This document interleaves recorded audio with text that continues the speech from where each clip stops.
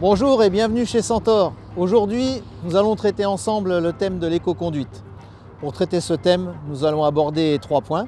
On y va.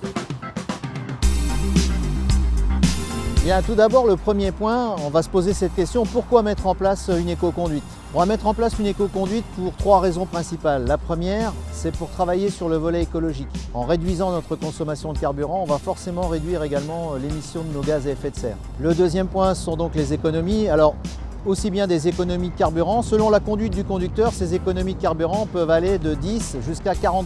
Mais également des économies sur certains postes d'entretien du véhicule, comme les pneumatiques, comme également les freins, les plaquettes, les disques, mais également les suspensions. Puis enfin, le troisième intérêt, c'est que puisque l'on va adopter une conduite beaucoup plus calme, bien entendu, on va avoir des résultats sur l'accidentalité sur les routes. On va maintenant s'intéresser à ce que l'on va devoir faire avant de prendre le volant. On va contrôler la pression des pneumatiques tout simplement pour s'assurer que le pneu ne va pas opposer une résistance à l'avancement trop importante. Un pneu qui n'est pas assez gonflé, c'est un pneu qui oppose plus de résistance à l'avancement. Donc c'est un pneu qui nous fait plus consommer.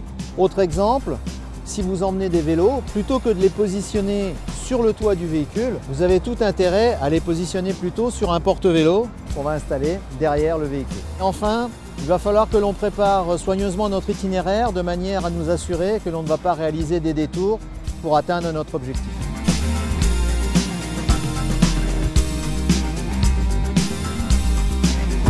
La première des choses à mettre en place, c'est de se limiter dans l'utilisation du régime moteur. On va se limiter sur un véhicule diesel à 2000 tours et sur un véhicule essence à 2500 tours. En ce qui concerne les accélérations, on va éviter d'accélérer trop violemment, sans quoi on va bien sûr surconsommer, mais néanmoins on ne va pas accélérer trop mollement. Ce qu'il faut, c'est atteindre quand même assez rapidement les 2000 tours pour enchaîner les changements de vitesse. La phase de vitesse stable est une phase très peu consommatrice. Alors autre point, on va essayer de remplacer les phases de freinage par des phases de ralentissement, donc privilégier plutôt le frein moteur que le frein principal. On va éviter de s'arrêter pour rien. Lorsque le moteur doit relancer le véhicule depuis l'arrêt complet, depuis le zéro, ça lui demande beaucoup d'efforts et donc il consomme énormément. Autre point annexe, faire attention à tout ce qui concerne les consommations électriques, et principalement la climatisation. Ça ne veut pas dire de ne pas l'utiliser, mais en tout cas, plutôt de l'utiliser à bon escient.